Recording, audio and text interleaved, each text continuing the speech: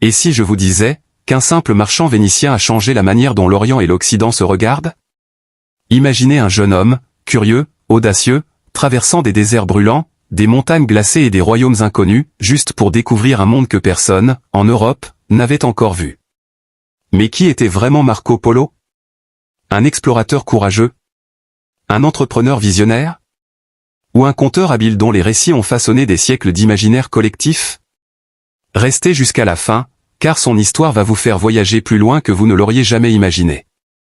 Salut à tous et bienvenue sur la chaîne. Aujourd'hui, on part sur les traces d'un homme qui a marqué l'histoire du commerce, de la découverte et de la culture, Marco Polo, l'un des plus grands voyageurs et entrepreneurs de tous les temps. Avant de plonger dans cette aventure épique, n'oublie pas de liker cette vidéo, de t'abonner pour ne rien manquer de nos prochaines explorations, et surtout de partager cette vidéo à tes amis passionnés d'histoire et d'entrepreneuriat. Et si toi aussi tu crois que la curiosité est la première richesse d'un entrepreneur, laisse-moi un commentaire juste en dessous pour me dire ce que tu aurais fait à sa place. Dans cette vidéo, on va découvrir l'histoire complète de Marco Polo. Son enfance à Venise. Son incroyable voyage vers la Chine. Sa relation avec l'empereur Kublai Khan. Ses succès, ses erreurs et son héritage. Alors installe-toi confortablement, prépare-toi à voyager dans le temps. Parce que l'histoire de Marco Polo, c'est celle d'un homme qui a osé aller là où personne n'avait encore mis les pieds. Origine et enfance de Marco Polo. Venise, 13 siècles. Une cité éclatante, baignée de lumière et d'eau, où les gondoles glissent entre les palais de marbre et les marchés bruissent du son des négociants. C'est ici, en 1254, qu'un enfant ouvre les yeux sur le monde, Marco Polo. Issu d'une famille de marchands respectés, Marco grandit dans un univers où les mots « commerce », « échange » et « aventure » riment avec « opportunité ». Son père, Niccolo Polo, et son oncle, Matteo Polo, sont des commerçants vénitiens aguerris. Ils voyagent entre Constantinople, la Crimée, et parfois jusqu'aux portes de l'Asie, rapportant soie, pierres précieuses et épices rares. Mais lorsque Marco naît, son père est déjà parti. En effet, Niccolo et Matteo ont quitté Venise avant même sa naissance pour un long périple commercial vers l'Est. Pendant plus de 15 ans, ils ne donneront aucune nouvelle. C'est donc sans père que Marco grandit, élevé par sa mère et sa famille élargie, dans une Venise bouillonnante d'échanges et de culture. L'enfance d'un curieux. Très tôt, Marco se montre différent des autres enfants. Tandis que certains se contentent de jouer sur les quais, lui, il écoute attentivement les récits des marins et des voyageurs qui reviennent du bout du monde. Il rêve déjà d'horizons lointains. Il veut comprendre comment vivent les gens ailleurs, comment ils commercent, prient, construisent. Ce goût du savoir, de la découverte et de l'observation deviendra son plus grand atout. Il reçoit une éducation solide, rare pour un enfant de son époque, il apprend à lire, à écrire en latin et en vénitien, et surtout à compter et à négocier des compétences essentielles pour un futur marchand. Sa mère, pieuse et patiente, lui inculque le respect, la tempérance et la prudence. Mais dans ses yeux, brûle une flamme, celle de l'aventure. Venise, la porte du monde. À l'époque, Venise est l'un des plus grands centres commerciaux d'Europe. Les bateaux chargés de soie, d'épices et d'or y accostent chaque jour. C'est une ville où les cultures se croisent, grecs, arabes, byzantins, juifs et chrétiens y échangent marchandises et idées. Marco grandit dans cet environnement cosmopolite, à la fois européen et oriental, où l'odeur du poivre se mêle à celle du sel marin. Pour un jeune garçon curieux, c'est un monde fascinant, un véritable livre ouvert sur les civilisations. Le retour du père et la révélation. En 1269, après 15 ans d'absence, son père Niccolo et son oncle Matteo reviennent enfin à Venise. Imaginez ce moment, un adolescent de 15 ans, qui n'a jamais connu son père, voit débarquer deux hommes bronzés, vêtus à la manière des marchands d'Orient, porteurs de bijoux, de tissus rares et de histoires incroyables. Niccolo et Matteo racontent leurs aventures, leur voyage à travers la Perse, leur rencontre avec le grand empereur mongol Kublai Khan, petit-fils de Gengis Khan, et leur promesse de revenir lui apporter des érudits et des messages du pape. Pour Marco, c'est une révélation. Ces récits éveillent en lui une fascination brûlante pour ces contrées lointaines. Il comprend que le monde ne se limite pas aux frontières de Venise. Il y a là-bas, au-delà des mers et des déserts, des royaumes puissants, des cultures raffinées, des marchés gigantesques et des opportunités immenses. L'appel de l'inconnu. Marco Polo n'a pas encore 17 ans lorsque son père lui propose de les accompagner lors de leur nouvelle expédition vers la Chine. C'est une décision colossale, partir pour un voyage de plusieurs années, à travers des milliers de kilomètres de terres hostiles, sans savoir s'il reviendra un jour. Mais Marco ne doute pas. Il veut voir le monde, apprendre, comprendre. Pour lui, c'est plus qu'un voyage, c'est un destin. En 1271, les trois hommes quittent Venise. Ils emportent des lettres du pape adressées à Kublai Khan, des présents pour la cour impériale, et surtout, une ambition démesurée. Avant de monter sur le bateau, Marco regarde une dernière fois les canaux de Venise. Il ne le sait pas encore, mais ce départ marquera le début d'une aventure légendaire. Car cet adolescent vénitien, curieux et déterminé, s'apprête à devenir le pont entre deux mondes, celui de l'Europe médiévale et celui de l'Asie impériale. Et c'est ainsi que Marco Polo, à seulement 17 ans, quitte tout ce qu'il connaît pour se lancer dans une épopée qui changera sa vie, et l'histoire du commerce mondial. Mais comment ce jeune marchand vénitien s'est-il fait une place à la cour du plus puissant empereur du monde? Quels obstacles l'ont attendu sur la route de la soie? Le chemin vers le pouvoir. Lorsque Marco Polo quitte Venise en 1271 aux côtés de son père Niccolo et de son oncle Matteo, il ignore encore qu'il s'engage sur l'un des voyages les plus mythiques de l'histoire. Leur route est longue, périlleuse et semée d'obstacles. Ils traversent d'abord la Méditerranée, puis la Terre Sainte, avant de rejoindre les vastes plaines de la Perse, l'actuel Iran. Là, ils doivent affronter les chaleurs écrasantes, les tempêtes de sable, mais aussi les bandits qui rôdent sur les chemins commerciaux. À chaque étape, Marco observe, apprend, questionne. Il découvre les coutumes, les langues, les marchés et les techniques des peuples qu'il croise. Son esprit est avide de connaissances, il note tout, retient tout. Ce jeune homme de 17 ans devient rapidement plus qu'un simple compagnon de voyage, il devient un observateur du monde. Le voyage vers l'inconnu. Le trio Polo emprunte la légendaire route de la soie, ce réseau de pistes qui relie l'Europe à la Chine à travers montagnes, déserts et royaumes mystérieux. Il passe par l'Arménie, l'Afghanistan, le Pamir et les steppes d'Asie centrale. Ils affrontent le froid glacial des montagnes, la faim, les maladies, les tempêtes de sable du désert du Taklamakan, l'un des plus dangereux du monde. Marco racontera plus tard que dans certaines régions, les sables chantaient la nuit comme des voix humaines, une image à la fois poétique et terrifiante. Mais malgré les dangers, sa curiosité ne faiblit pas. Il apprend les rudiments des langues locales, s'initie à la géographie, à la politique et même à la diplomatie. Déjà, il se distingue par son ouverture d'esprit et sa capacité à comprendre les autres cultures, un atout rare pour un Européen du XIIIe siècle. À la cour de Kublai Khan. Après plus de 3 ans de voyage, les Polos atteignent enfin le cœur de l'Empire mongol, la cour du redoutable et fascinant Kublai Khan, petit-fils du légendaire Gengis Khan. Nous sommes alors en 1275. Imaginez la scène, un immense palais, des murs couverts d'or, des jardins suspendus, des centaines de courtisans vêtus de soie, des éléphants, des tigres et des serviteurs venus des 4 coins du monde. Au milieu de cette splendeur orientale, 3 Vénitiens font leur entrée.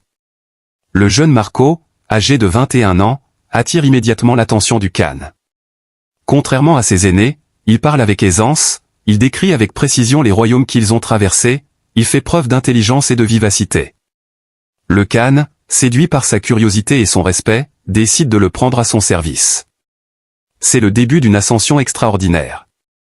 L'ascension de Marco Polo.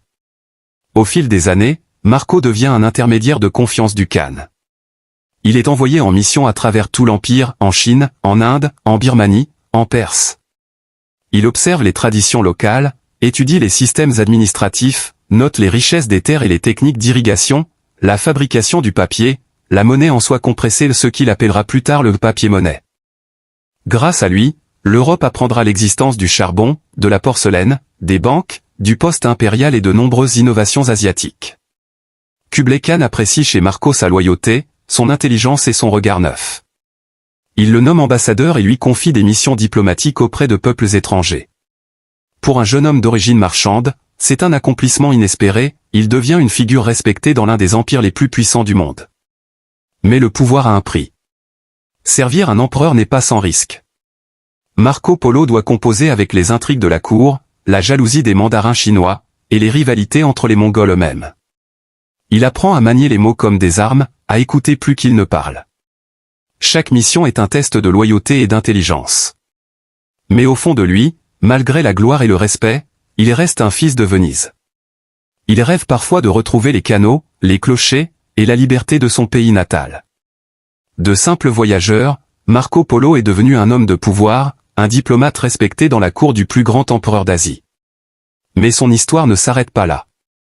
Car bientôt, il devra affronter de nouveaux défis, faire des choix difficiles et prendre part à des décisions qui marqueront à jamais son destin. Grande action et décision. Sous la protection du grand Kublai Khan, Marco Polo vit ce que peu d'Européens auraient pu imaginer, il devient l'un des hommes les plus influents de l'Empire mongol.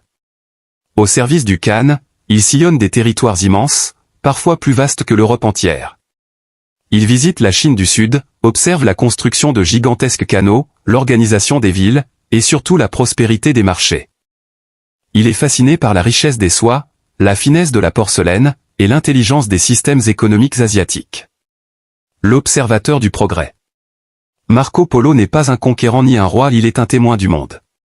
Partout où il passe, il prend des notes mentales sur ce qu'il voit.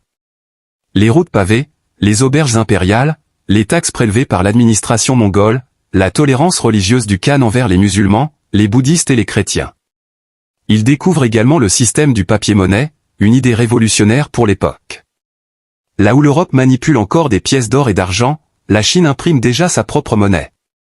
Marco comprend alors que la richesse ne vient pas seulement des métaux précieux, mais de la confiance et du commerce, une vision d'entrepreneur avant l'heure. Les grandes missions diplomatiques. Le Khan envoie Marco dans plusieurs missions lointaines. Il agit comme ambassadeur, juge, conseiller et inspecteur dans diverses provinces. Il visite l'actuelle Birmanie, le Tibet, et même les frontières de l'Inde. Chaque mission renforce sa réputation d'homme juste, intelligent et fidèle. Mais tout n'est pas parfait. Certains courtisans chinois voient d'un mauvais œil la montée en influence d'un étranger.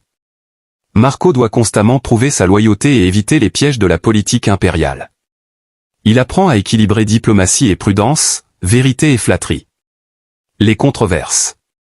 Malgré sa loyauté, Marco Polo reste un étranger dans une cour asiatique. Certains récits affirment qu'il aurait parfois exagéré ses exploits, ou qu'il aurait attribué à son nom des réalisations collectives. D'autres, au contraire, estiment que ces récits furent censurés ou incompris par les Européens à son retour. Mais ce qui est indéniable, c'est que Marco Polo a su bâtir un pont entre deux civilisations. Il a rapporté des connaissances que personne d'autre n'avait vues. La poudre à canon. Le charbon. Les systèmes de postes impériaux. Et même les habitudes culinaires chinoises, comme les nouilles ancêtres de nos pâtes européennes. Le retour du voyageur. Après 17 ans au service du Khan, Marco Polo et sa famille demandent enfin la permission de rentrer en Europe. Kublai Khan, à contre-cœur, accepte. Leur voyage de retour est tout aussi périlleux que l'aller, ils traversent mer, montagnes et tempêtes avant de revoir Venise vers 1295. À son retour, Marco est méconnaissable, vêtu à la manière orientale, riche de trésors et d'histoires incroyables. Mais à Venise, peu de gens le croient. Comment un simple marchand aurait-il pu vivre auprès du plus grand empereur du monde? Pourtant, son aventure est loin d'être terminée. Car ce qu'il a vu, appris et transmis, va bientôt être immortalisé dans un livre qui fera de son nom une légende. Qualités et défauts de Marco Polo. Marco Polo n'était pas seulement un voyageur, mais un homme de caractère, un esprit libre dans un monde encore enfermé dans ses frontières. Pour comprendre sa grandeur et ses limites, il faut plonger dans sa personnalité. Ses qualités, un esprit visionnaire. Avant tout, Marco Polo possédait une curiosité insatiable. Dans un siècle où la peur de l'inconnu dominait, lui, il choisit d'affronter le mystère. Là où d'autres voyaient des barbares, lui voyait des peuples civilisés, des systèmes ingénieux, des cultures fascinantes. Cette ouverture d'esprit fut sa première force. C'était aussi un observateur attentif, il notait les coutumes, les lois, les richesses naturelles, les inventions et les modes de vie. Grâce à son regard précis, l'Europe a découvert à travers ses récits un monde entièrement nouveau, celui de l'Asie prospère et cultivée. Ensuite, il possédait une intelligence commerciale rare.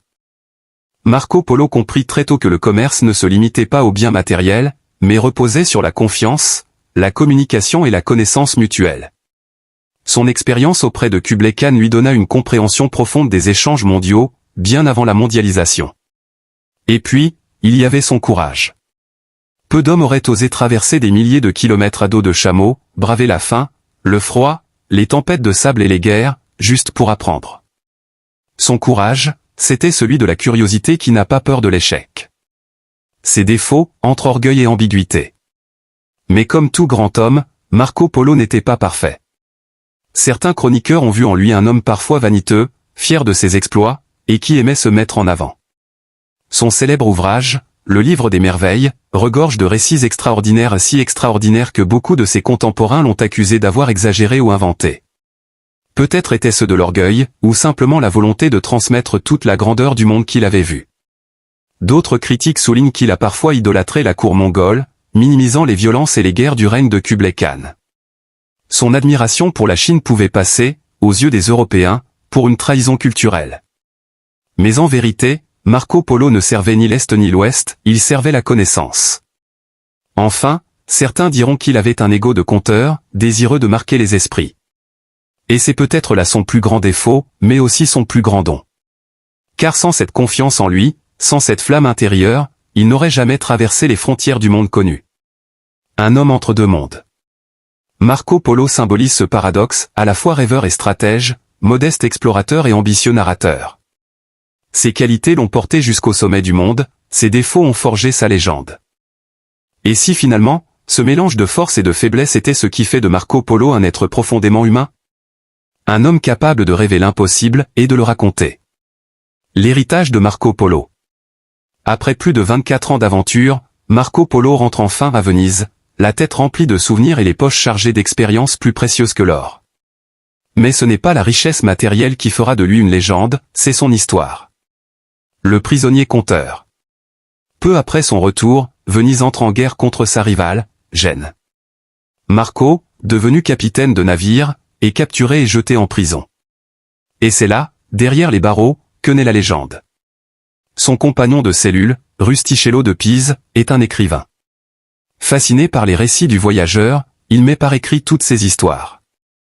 Ainsi naît Il Milione, plus connu sous le nom de Le Livre des Merveilles du Monde.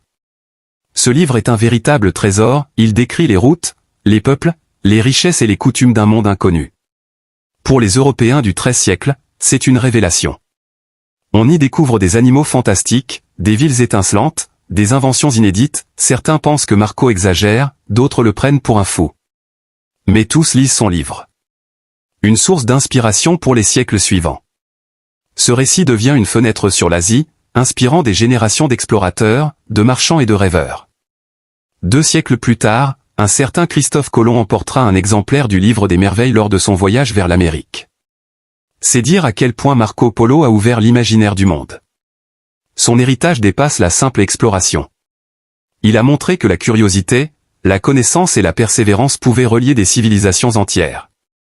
Il a prouvé qu'un simple marchand pouvait devenir un pont entre deux mondes, un lien entre l'Europe et la Chine, entre l'Occident et l'Orient. Le symbole de l'entrepreneur visionnaire. Aujourd'hui, Marco Polo incarne bien plus qu'un explorateur. C'est le modèle du preneur de risques, de celui qui ose partir sans certitude, mais avec foi en son intuition. Son voyage est un manifeste pour la curiosité entrepreneuriale, observer, apprendre, comprendre et créer des liens. Même les routes commerciales modernes, les grands échanges culturels et économiques du monde globalisé portent l'empreinte de son esprit. Chaque fois qu'un entrepreneur franchit une frontière, qu'un scientifique partage une idée, ou qu'un rêveur décide de partir à l'aventure, l'esprit de Marco Polo vit encore. Un nom gravé dans l'histoire. De son vivant, beaucoup doutaient de lui. Mais aujourd'hui, Marco Polo est synonyme de découverte, de courage et de vision. Son nom est porté par des routes, des hôtels, des aéroports, des écoles et même des missions spatiales. Il nous a appris qu'il n'est pas nécessaire d'être roi pour changer le monde. Il suffit d'avoir la volonté de voir plus loin que les autres. Conclusion inspirante et question ouverte. Marco Polo. Un nom gravé dans le marbre de l'histoire, résonnant à travers les siècles comme le symbole de la curiosité, du courage et de la vision. Cet homme, parti de Venise à seulement 17 ans, a osé faire ce que peu aurait eu le cœur d'entreprendre, quitter le connu pour embrasser l'inconnu. Il a traversé les mers, les déserts et les montagnes, affronté la faim, les tempêtes et la solitude, tout cela pour comprendre le monde et le raconter. Mais au fond, ce qui rend Marco Polo si fascinant, ce n'est pas seulement son voyage. C'est sa capacité à rêver plus grand que son époque. À voir au-delà des frontières, des langues, des différences. Il a prouvé qu'un simple esprit curieux pouvait changer la manière dont les civilisations se regardent. Aujourd'hui encore, son héritage résonne dans chaque pas de ceux qui osent explorer, innover ou bâtir des ponts entre les peuples. Qu'on soit voyageur, artiste, entrepreneur ou étudiant, nous avons tous en nous un Marco Polo endormi, prêt à se réveiller dès qu'on ose sortir de notre zone de confort. Alors toi qui regardes cette vidéo, que attends-tu pour écouter ton instinct, suivre ton idée, oser ton propre voyage? Car comme Marco Polo, tu n'as pas besoin d'un empire pour laisser une trace. Il te suffit d'un rêve, d'un pas, et d'un peu de courage. Si cette vidéo t'a inspiré, mets un gros like, abonne-toi pour ne rien rater des prochaines histoires passionnantes, et partage-la à tous ceux qui ont besoin d'un peu de motivation pour se lancer dans leurs propres aventures. Et toi? Si tu pouvais explorer n'importe quelle époque ou région du monde, où irais-tu? Dis-le moi dans les commentaires, j'ai hâte de te lire.